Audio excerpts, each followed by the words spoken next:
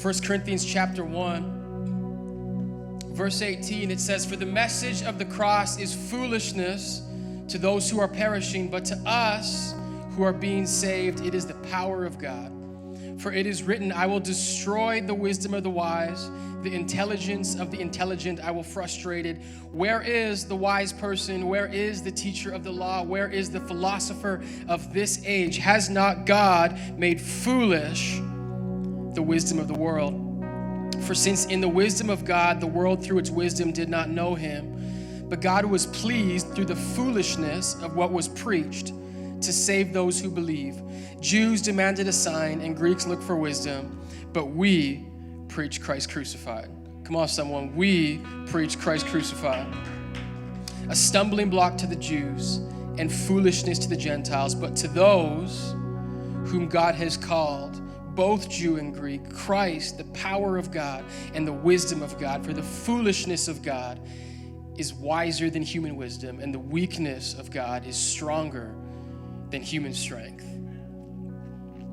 The Lord has just put this idea, we've kind of been here for a few weeks, just this idea of truth and what that looks like. And we've been talking about that for the last number of weeks.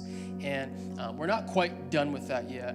This week is not going to be like the last 2 weeks, but there's going to be some similarities. And what I want to do this morning is I want to really just dig past the exterior, and I want to get into the interior of the message of Jesus. And so I'm going to call our message this morning, Build Your Interior, Build Your Interior. Can you guys put your hands together for the Lord and for the worship team? You guys can be seated. Thank you so much. So glad you could be here. Every person in the building, every single person watching online, hey, we love you. So glad you could be here. My name's Harrison, if you don't know, and I'm the pastor here. And I just want to start this morning with an illustration. Can I start with an illustration? Okay. You guys can see this, these two drinks in front of us. Now, if you really love energy drinks, you may be offended. And so I'm letting you know in advance, all your complaints, send them to my assistant. So this right here is a bottle of water. This right here is an energy drink. We all can see it. Every single person online, hope you can see it as well. Now, generally, I'm assuming you guys kind of know the contents of what is in here. But what I want you to do is I want you to suspend that for a moment. And I want you to pretend that you did not know what was in either of these. Like, all you can see is the exterior. All you can see is the outside. Does that make sense? Like, you have no clue what is inside of it. You have no clue the contents. You have no clue what it's going to do to you. You have no clue whether it's good, bad, or otherwise. All you can see is the outside. Does that make sense? Now, I want you to imagine for a moment, based simply on the exterior of these two drinks, what would you say that most people would probably choose? Like, we got this plain water bottle. You guys can see the water bottle? Plain as day. And then we have this beautiful pink drink with butterflies and all that good stuff. As you guys said, I would wager to guess that simply based on the exterior, most people would probably choose to drink this one if they didn't know what was inside of it. Would you guys agree with that? Simply because the exterior is appealing. It just makes me feel something like, yeah, I'm going to choose that one. Now, come back to reality for a moment. And again, this is where you may be offended. We do know what is inside of these drinks. And in case you do not know this, energy drinks are terrible for you. They're loaded with caffeine. They're loaded with sugar. And you're like, to understand, like, there's other unhealthy drinks I could have chosen, but energy drinks have the nicest cans. So I needed it for my illustration. But these things are like full of caffeine, full of sugar. There's studies, like literally what energy drinks do for you. They can increase heart palpitations, increase your blood pressure, increase heart rate. Teens that drink energy drinks excessively they're known to have sleep problems, increase in depression. These things is death in a can. But it looks really good on the outside. Now, water, on the other hand, and I could preach a whole sermon on the benefits of water. But water And science and everything, and you guys probably know this, is the most life-giving liquid on the entire planet. Right? We are made literally out of water. 70% of our bodies are water. Water helps us to sleep better. It helps your skin. It helps your mood. It can help your diet. It can help your digestion. Literally, water does so many things. Now, I'm not a doctor, so take this one with a grain of salt. But when I get sick, I only drink water. Like, I've done it for the last 7 years. I just drink water. And guess what? I get better every single time. So like I said, take it for what it is. You can cancel all your medication if you want, but that's just me. I'm not a doctor. But I think that water it's life-giving, right? And so if you were to, again, you had no clue of any of these things. All you would have to do is make a decision based on the exterior. I think human nature is to draw and go towards the thing that looks better on the outside. The thing that just appeals to our senses. Now, what I want to do, and kind of what I'm trying to tell us with this illustration, is that oftentimes the things that look best on the surface are actually the worst for us. This is where I'm trying to go. The things that look best on the surface are actually the things that are worse for us. Now, you guys are saying, well, I know energy drinks, so on and so forth, but I actually have this belief that when it comes to our worldviews, when it comes to how many of us view the world, how many of us view culture, society, how we decide our morality, how we decide what is right, what is wrong, what is good, what is bad, a lot of times we simply judge things based on the exterior. What sounds good, what appeals to our senses. Now, the irony is that growing up, one thing that you tell kids, one thing that we learn all the time is, hey, don't judge a book by its cover. You have to go deeper. But what I would argue is in the culture and the time and the climate that we are living in, for a lot of us, we view things strictly on a surface level, and we decide whether it is good or bad, whether it is right or whether it is wrong. And I would argue that a lot of times in life, in culture, in how we view ourselves, how we view morality, whatever it may be, a lot of times we base things on how they look on the exterior without actually examining what's inside of it. Now, I just happen to believe that when it comes to Jesus, and specifically the message of Jesus, everything that he has for us, everything that he wants for us, everything that he encourages us to do is that which is best for us. Everything that Jesus has for us is life-giving. Everything that he has done for us will bring us life and life abundant. But here's the thing you need to understand about Christianity. The outer package of the message of Jesus isn't always appealing. Oftentimes, the message of Jesus is kind of like this water bottle. It's kind of bland on the outside. It doesn't appeal to our senses. But the truth is, what is in it is life-giving. But too many of us make our decisions based on the exterior. I'll give you guys an example.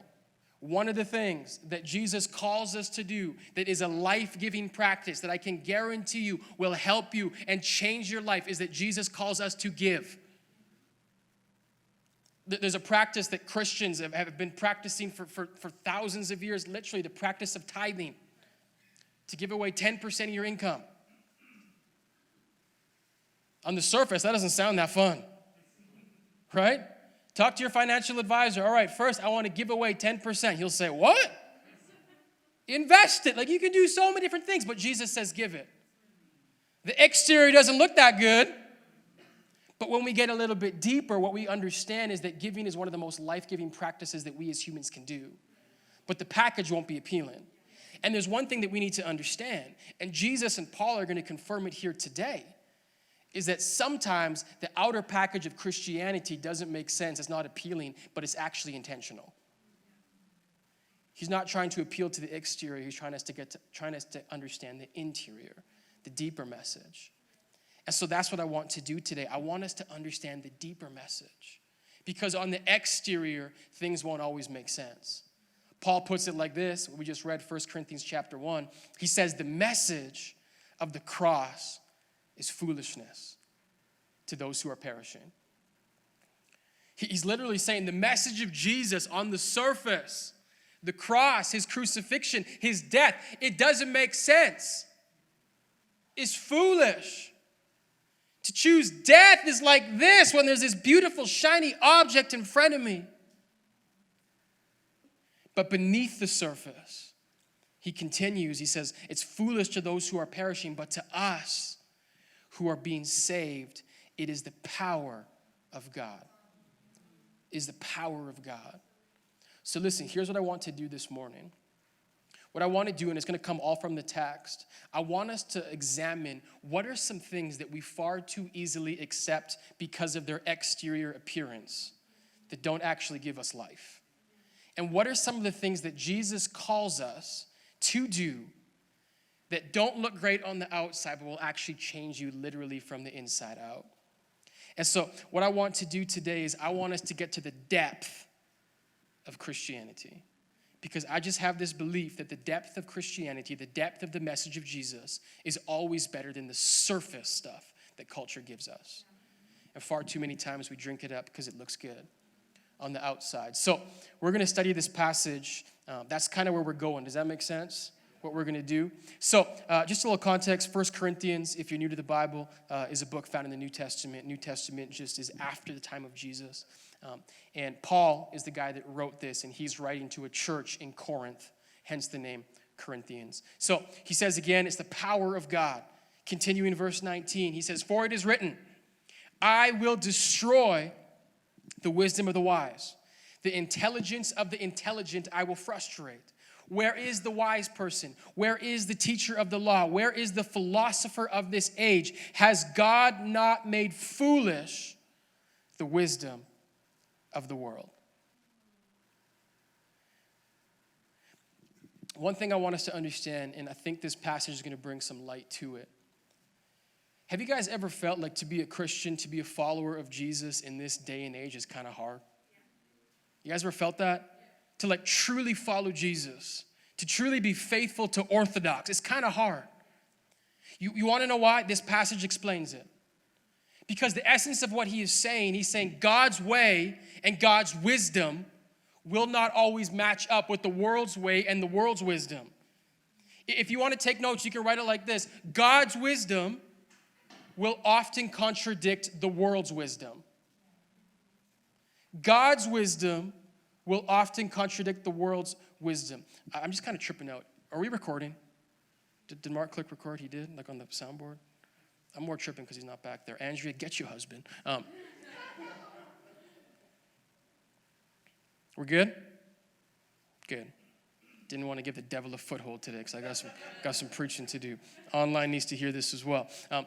God's wisdom will often contradict the world's wisdom. The wisdom and the message of Jesus will not always fly with culture and our society. We need to understand this. And here is why it is hard and can be hard to be a follower of Jesus. Because each and every one of us, we are a part of society.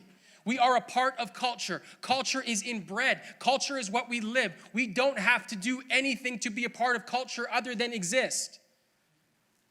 And so a lot of times the messaging that you and I will get consciously and or subconsciously from the world and the people around us, it will not jive with the message of Jesus. And one thing the world is doing and has done for 2,000 years, but it's better than ever, they're marketing experts. And what marketing experts do really well is they don't worry about the interior, they just want you to focus on the exterior. Do you want to know how we got a whole country to start smoking? It was to tell nothing about what cigarettes will do for you, but only show you how cool it is to do it. And so today, that's the way that so many of us live. We have this idea that, well, if something seems natural, if something sounds natural, it must be normal. Paul is arguing the opposite. Paul is saying just because something seems natural, you could say just because something seems wise, it doesn't mean it actually is. And so the way of Jesus and his wisdom, Paul is saying, is so much greater than the world's wisdom. And so what this means, and if you want to understand it for us, what this means for us is that oftentimes my first reaction or my natural instinct in many cases is actually wrong. Right? Follow your instincts, not really. Because a lot of times my instincts are wrong, and a lot of times my wisdom will actually contradict God's wisdom, but his wisdom is so much better than my wisdom. His way is better. But the hard part of that is it will contradict our common sense in many times. I'll give you guys an example. For those of you guys that don't know, I was born and raised in Alberta. I'm a good Alberta boy. So I love beef, beer, country music. I don't like any of those things. I do like beef, actually. But I've been in Alberta my whole entire life. My wife, when we first met, she's from BC. And so one of the biggest differences between the beautiful land of Alberta and the dump known as BC, one of the biggest differences is the landscape and like the topography. If you guys don't know, Alberta is as straight as they come. Our roads are very, very straight. Some of you guys are like, wait, the Hende's a circle. It's pretty circular. Still, it's very straight. So for me, I grew up on straight roads. And one of the biggest differences you'll find when you go to BC is the driving is vastly different because there's turns and curves and all these things. Now, Christy is from a little known town in BC called Ashcroft. And you guys heard of Ashcroft? A few people. And I never heard of it either, but I went there, and I've been there many times. But right outside of Ashcroft, because Ashcroft is kind of at like the bottom of a valley, and there's like a hill or a mountain that the road wraps around in order to get you to the valley. And so it's kind of like it's just this really windy road, and it's right on the side of a cliff. So if like you drive off the cliff, you dead. And the very first time I drove on it, because again, I'm used to like straight roads for days. Like you can sleep for 20 minutes if you want to, just have someone grab the bottom of the wheel. So when I went there the very first time, like I was pretty scared going around these things. And so one of the things that I did is that I just kind of followed conventional wisdom. And so every single time that I would go by a corner or around a corner, I'd hit the brake. Because you got to slow down, right? That's just what you learn. If you want to be safe, you got to slow down. And so one thing that Christy told me really early on and taught me, and I think in her family, she's in the back now, they call it the zoom method. They said when you go around those corners, the best thing to do is not to hit the brake when you get to the part of the curve. What you're supposed to do is when you get to the most curved part, you actually hit the gas a little bit and you speed up.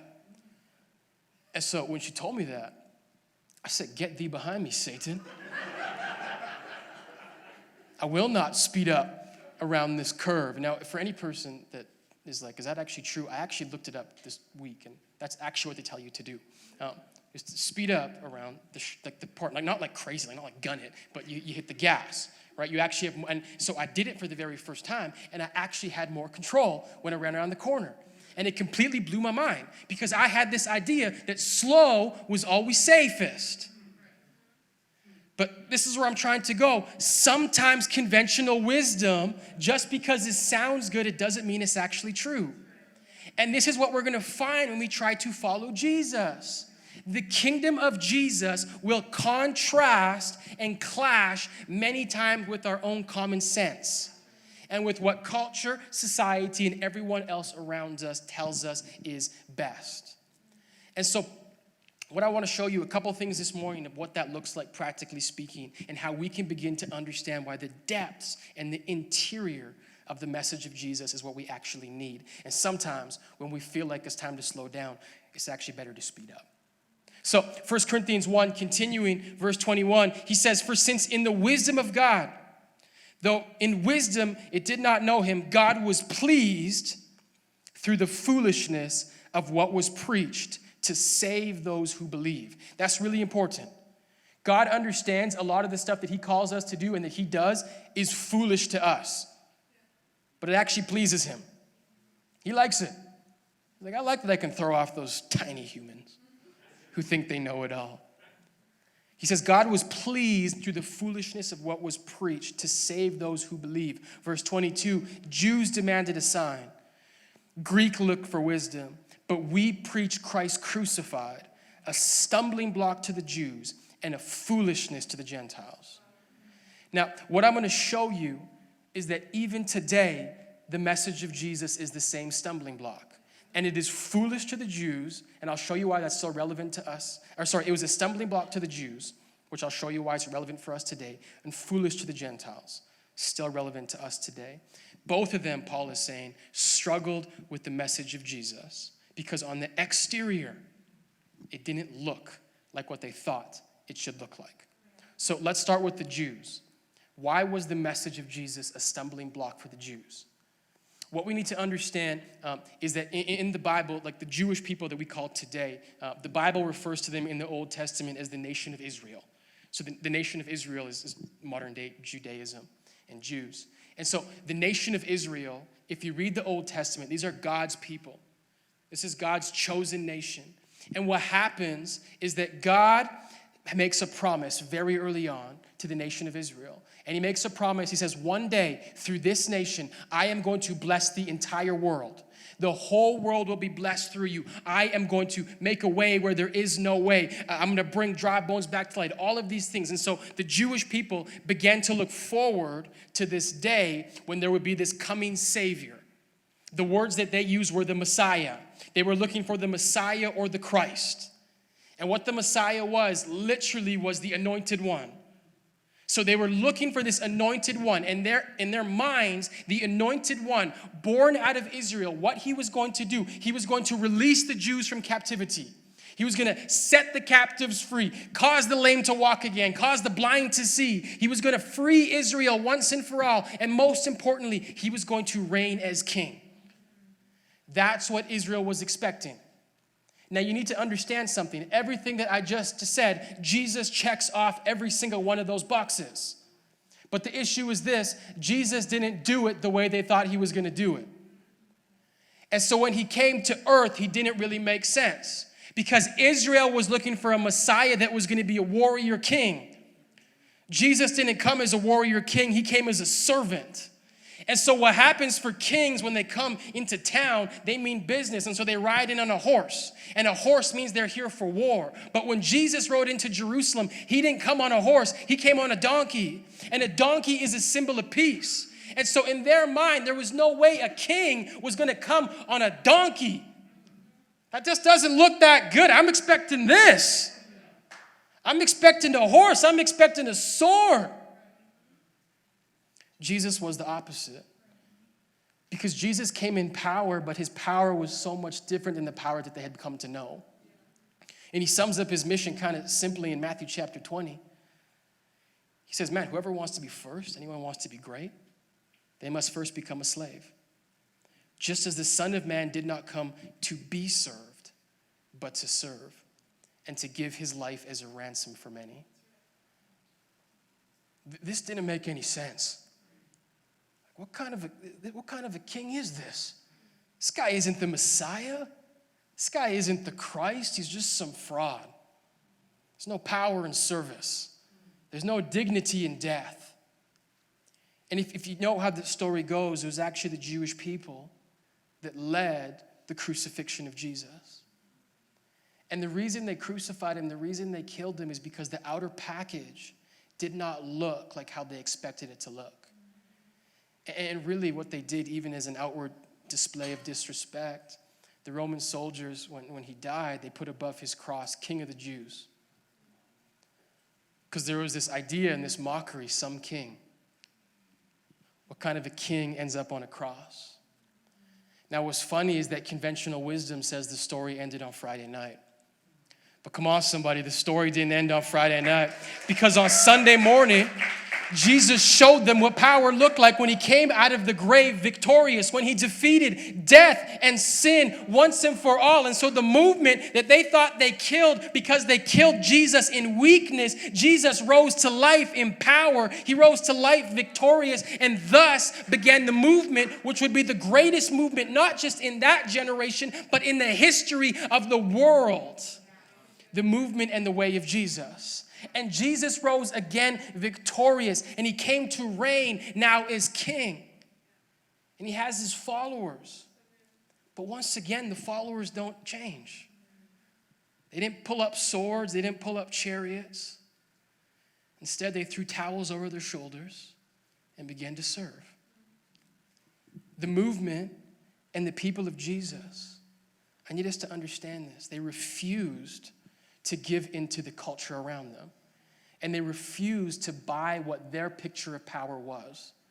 And instead, they looked at the foolishness of Christ, power poured out, and they said, wow, it is actually in service that the world has changed. It's actually in love, in devotion, in not taking life but laying my life down. And so the early church literally sold their possessions. They gave to the poor. They cared for the widows. All of these things, so countercultural. But the message of Jesus exploded. And it was crazy. If you would have told anyone that was alive in that century that the mighty Roman Empire would not last as long as these ragtag group of people known as the followers of the way, not one person would believe you, because that's what power was. But by following the way of Jesus, the message grew and the movement grew, and it literally changed the world. And so today, why is this relevant for today? I think the same narratives are around. There's this narrative of what power looks like. There's this narrative of what it looks like to be great.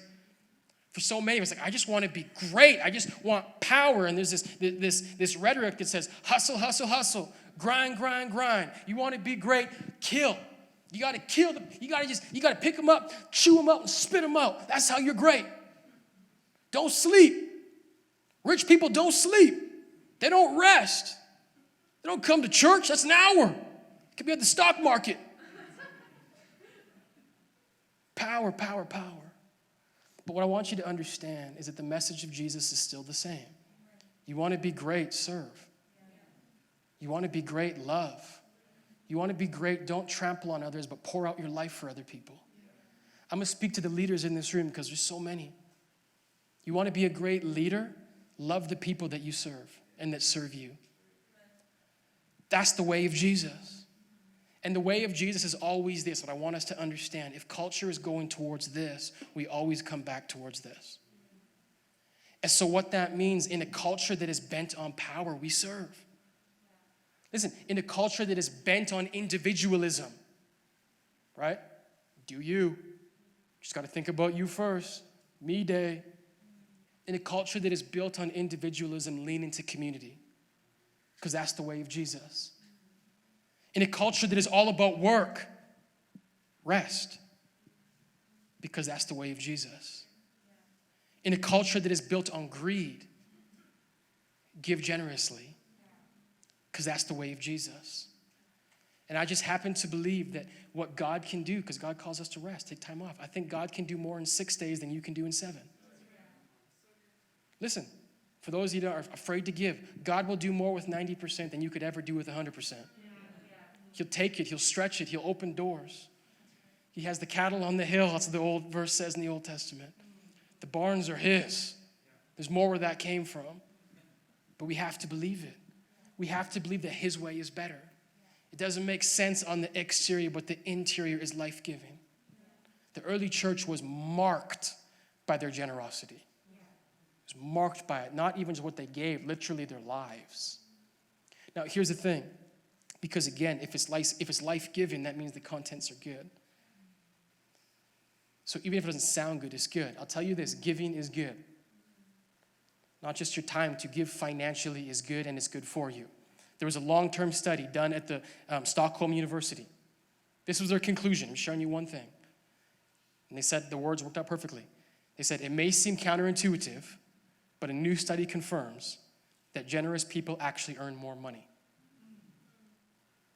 Meaning the more generous they are, somehow, some way, it makes its way around. Why? Because Jesus says, seek me first. Seek my kingdom first, and everything else will come to you. He's not going to leave us empty-handed. It's not going to appeal to our senses right away, but it's what's best for us. And so Paul says it was a stumbling block for the Jews who had this picture of power, this picture of greatness. But it was the foolishness of Christ that began to change the world. And I think if we could be a little more foolish today, what might our world look like? What might St. Albert look like? And so in many ways, we're like the Jews, but we're also like the Greeks. So again, 1 Corinthians chapter 1, it says, Jews demand signs, Greeks look for wisdom. But we preach Christ crucified, a stumbling block to the Jews and foolishness to the Gentiles. Now, I really need us to understand what the Gentile culture was like, the Greco-Roman world. It was a culture really built on wisdom and this idea of higher knowledge. And so really, and in this time and out of this time, birthed these great thinkers like Plato, Aristotle, all of these guys. But in the time of Jesus, there was this kind of perception in the Greco-Roman world that the human body was not one, but it was split into different parts. And so really there was the body, which is like your material things, right? Material.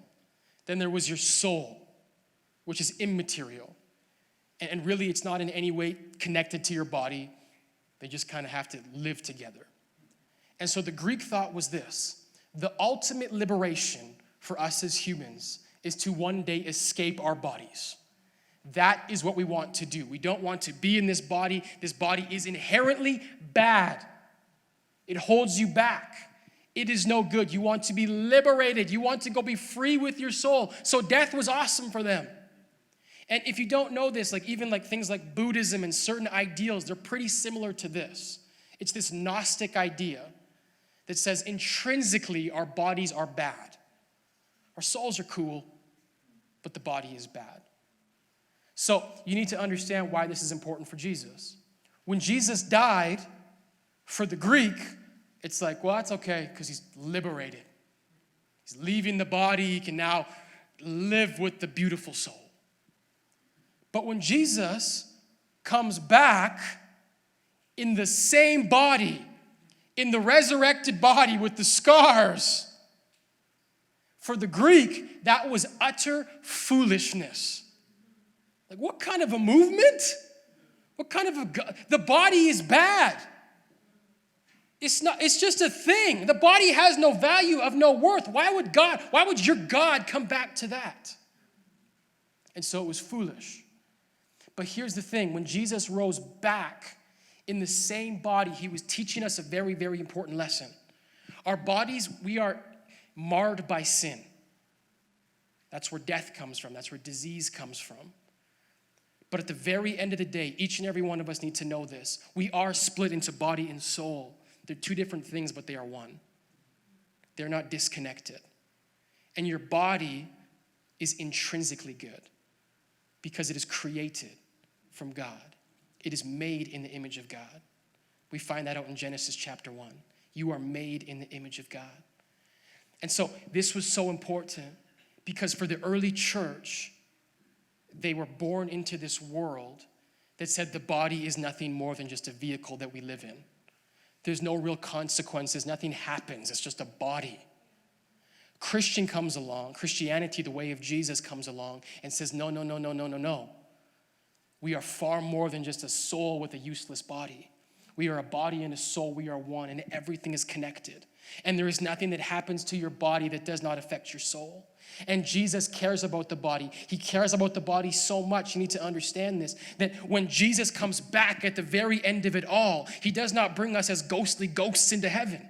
The Bible says we will be a resurrected body. Why? Because the body in his original creation is good. So you need to understand, every single one of us, our bodies are good. They're a part of us. There's no disconnection. And so the early church, because they had this worldview, and this is really important to understand, your worldview will always dictate your behavior. Whatever you believe is true will creep into real life. And so if you do not believe the body has value, it will creep into your life.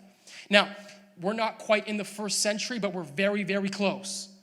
The first century is kind of called Gnosticism. We're in a form of that right now. And we have this idea in culture that your body doesn't really mean much. It's disconnected from your soul. Meaning I can hook up with whoever I want and I just won't think about it after. I'll be totally fine. The body's separate. There's no real value to it. It's all about you as an individual. Your body is not reality. What reality is what you think. But Jesus is saying, no, it's connected. And so in the early church, and why I'm telling you this and why I think it's relevant today, one of the reasons that the early church exploded is because they were countercultural. It's because they refused to give in to the exterior. And they believed in the heart of the message of Jesus. And so there was two things that they did that made them stand out from the people around them. It was number one, their sexual ethic. Their sexual ethic was vastly different than the Romans. And number two, it was their strong belief in the sanctity of life. Life and all life is valuable because it's created in the image of God. All bodies, everything is valuable. Now, what I want you to understand is that culture and this idea that the body is just there's no real consequences. Just do what feels right. Right? Explore. It kind of sounds good sometimes. But the truth is, if the truth of Jesus is true, it will leave us actually more broken than before. And so what I think is that in our culture, we think that we're new and liberated, right? This is new, we're on new ground. But what you don't understand, Solomon says it in the Old Testament. He says there is nothing new under the sun. We work cyclically. Whether we know it or not, the ethics that we have today are so similar to the first century. And it's scary, but it's also amazing. Because it was in the first century the church exploded. Because they refused to bow down to culture. And instead they began to create this counterculture. One of the first things, again, was their sexual ethic. Now, maybe you don't know this. I'm here to enlighten you. The very first feminist in the entire known world, was Jesus. Come on. It wasn't some person that walked in 1903. The very first feminist was Jesus. And you need to understand something. The way in which Jesus treated women, the ethic of the early church was so pro-woman you could not believe it. Now, here's why this is important for today. Because if Jesus was a feminist then, I'm going to do the math. He doesn't change. He's a feminist now. And so you need to understand this. Because what the world does is good packaging that actually kills you. And the world says, we are pro-woman. But I happen to believe if you dig into a lot of this stuff, it's actually life-taking, not life-giving. And so you need to understand this. When sexuality is marred, when sexuality is twisted, this is throughout human history, women are the ones that pay the highest price every single time. And so a part of Jesus being a feminist and this part of this idea of equality under the kingdom, that he has died for everyone, is that he wants everyone to experience liberation. That is what he wants. And so men, you need to understand, if we know that when sexuality is twisted, women are the ones to suffer, that means it's our job to step up and be like Jesus. Jesus the feminist. So let me explain this in the first century. In the first century, women were a commodity, especially in the Roman Greco world. And literally what that meant was that the man, because of power, right? Power structures, again. If I'm more physical, if I'm bigger, I'm better. And so the man would rule over the woman, even if it was his wife. And so in the Roman Greco world, there was no such idea as morality. Right? It's just the body, whatever feels good. And so a man would have a wife, but he'd also have a concubine. He'd have a slave. He'd have some friends, male and or female. And he would please himself with them however he felt. And in many cases, the wife was there helplessly, having to just watch. But in other cases, he said, I don't actually need this wife anymore. Kicks her to the curb. And in that culture, in that society, she doesn't have any value anymore. She's devalued. But no one can see it because they have this low view on the body. Because if you don't think your value or worthy, everything else suffers. Christianity comes along and completely flips the script. I said it completely flips the script. Because Jesus has shown us what power is. Power is found in service. When I believe I'm created in the image of God, everything changes. And so Paul, later in this book, this doesn't seem like anything to us, but these are powerful and controversial and crazy words in the first century. 1 Corinthians 7 verse 4, he says, the wife does not have authority over her body, but yields it to her husbands. The Romans say, yep, that's true. But Paul continues and smashes them.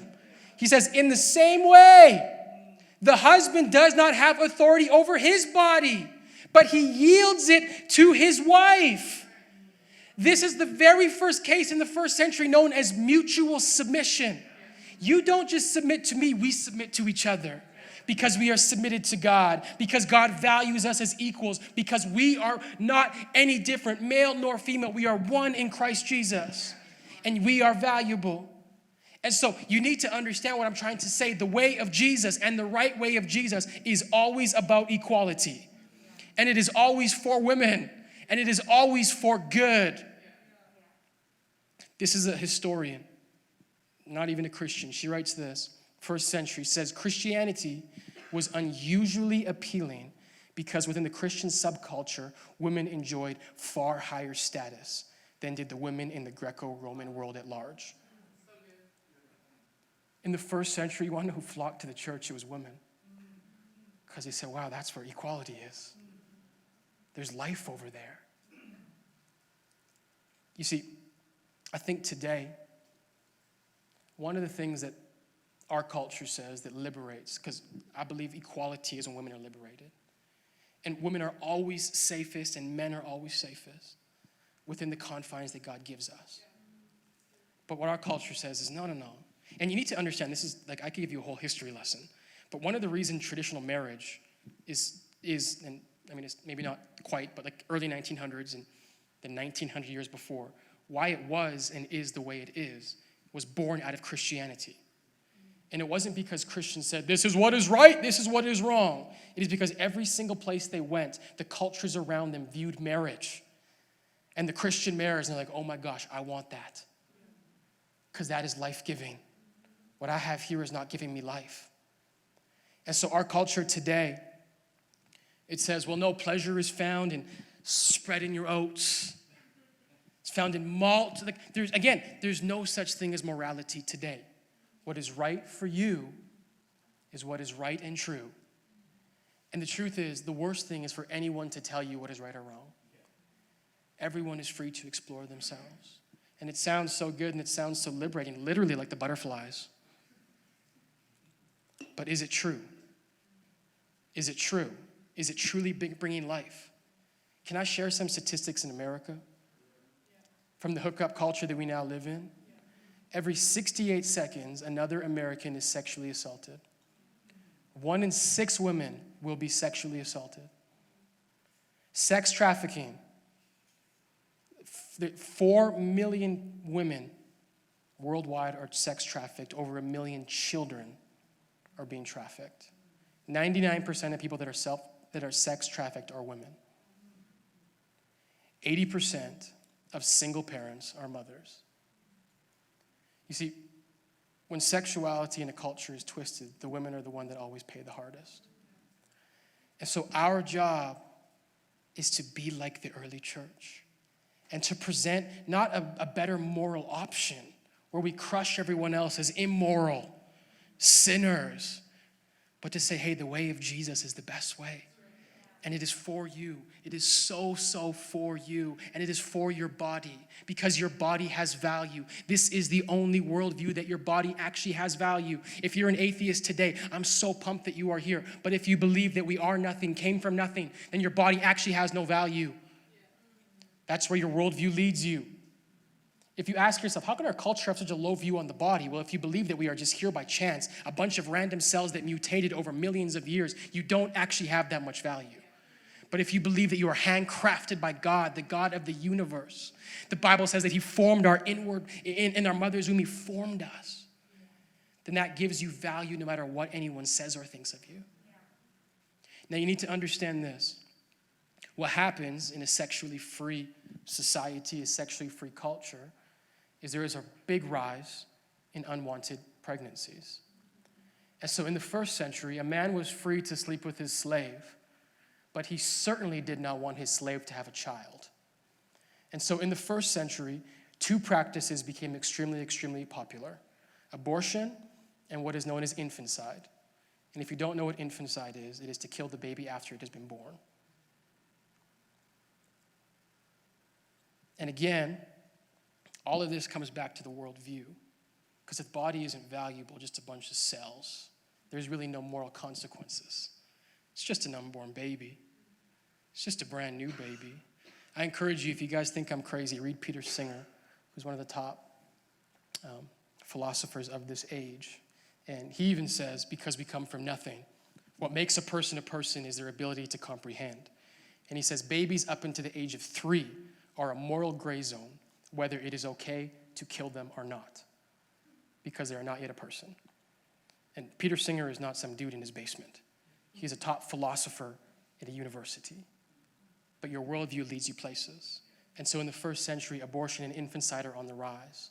But once again, this is where Christianity comes alongside them. And again, it does not come to shame. It does not come to condemn, but it comes to support. And what happens in the midst of all of these abortions, in the midst of all of these infanticides, the early church says, whoa, stop. That baby is valuable. It is made in the image of God. We will take care of that baby. We will raise that baby. And I encourage you, if you've never read stories of babies that were raised by early Christians, I encourage you to read them. And it wasn't even just that, because as the need became greater and greater, it wasn't, I can't just have 2 babies. This is where orphanages came from. Orphanages are a Christian institution built to support humans, to support people that don't know what to do next. And Christianity once again exploded. And who went there? It was women. Now, I want you to understand this today, and I know abortion is a touchy subject.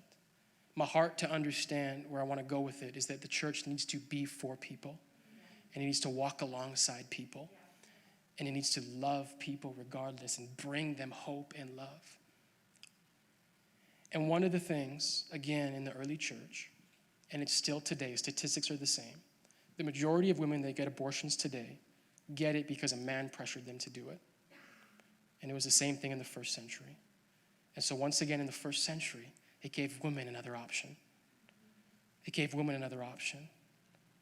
And so today, when culture is moving in the same direction, what if us as Christians, what if us as believers could be so pro-people? That we could give people an option, not to shame, not to condemn, not to come above a moral high ground, but to say, I am so for you. I love you, your body, everything inside of you is valuable. You are created in the image of God. So I want to close on this, 1 Corinthians 1. He says again, we preach Christ crucified, a stumbling block to the Jews and foolishness to the Gentiles. But to those whom God has called, both Jews and Greeks, Christ, the power of God and the wisdom of God, for the foolishness of God is wiser than human wisdom, and the weakness of God is stronger than human strength. Listen, our very, very best ideas that we have as people do not compare to Jesus. And I can tell you this emphatically. Any idea, any culture, rhetoric that comes against the message of Jesus, as wise as it may sound, it is complete and utter foolishness. And it will lead not to life, but to death. Now, you need to understand something. I talked about this idea of Gnosticism, which is the body is bad, let's just escape. What a lot of people don't know is that Gnosticism grew in the secular world, but it also grew in the church rapidly. And one of the Gnostic ideas that grew into the church was this idea that one day we're just going to get to heaven. One day Jesus will come and liberate us, get us out of here, get us out of this hell in a handbasket, get me to heaven, sweet Lord Jesus. That's not the Bible, that's Gnosticism. Because what the Bible says, and we see it in the early church, and my heart today is that we'll see it here again now, is not that we escape to go to a faraway kingdom, but is that we bring the kingdom of heaven here and now. That is the gospel. The gospel is not to say it's going to get better in heaven. It's to say, I'm going to give you life here today. I have water for you here today, for a culture, for a society, for a city that is dying of thirst. The church comes to bring the living water of Jesus. Jesus who was crucified, Jesus whose message was foolishness to the Greeks, a stumbling block to the Jews. It's not always going to make sense. We're not always going to be understood. But water is water whether I want to believe it or not. And so I just wonder for us today, how many of us need to begin to believe the message of Jesus? That like it doesn't maybe sound what I want it to sound like, but it's true. For those of us today that believe the message wholeheartedly, Who in your life needs to hear it? Who in your life needs to stop drinking the poison and come to Jesus? And so can we just stand for a second, church? I want to pray for us.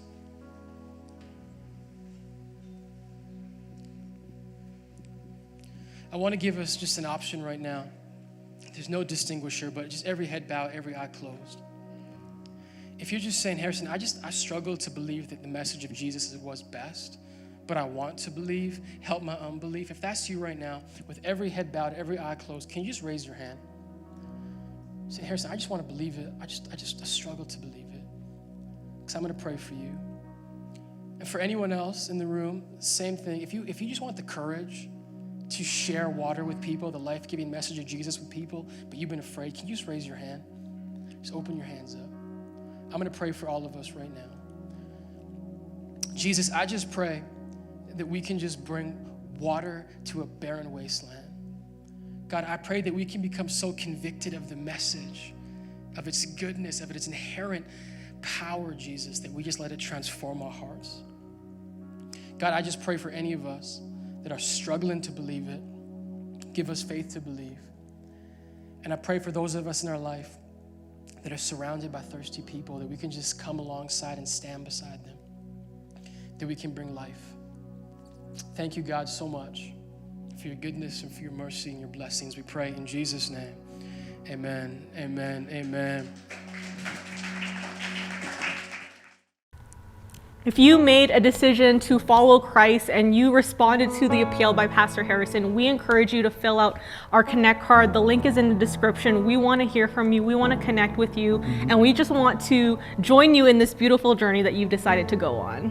And here at Kingdom Church, one of the things we emphasize is generosity, and there's so many ways to give. We know we go with our time, talent, and treasure, but if you want to partner with us financially, there's a link in the description box, so please hit it, and we'd be happy to partner with you, because it's only through your donations and your generosity that we're able to be generous to everyone else. So with that, we hope you enjoyed the program, and I hope that you are blessed.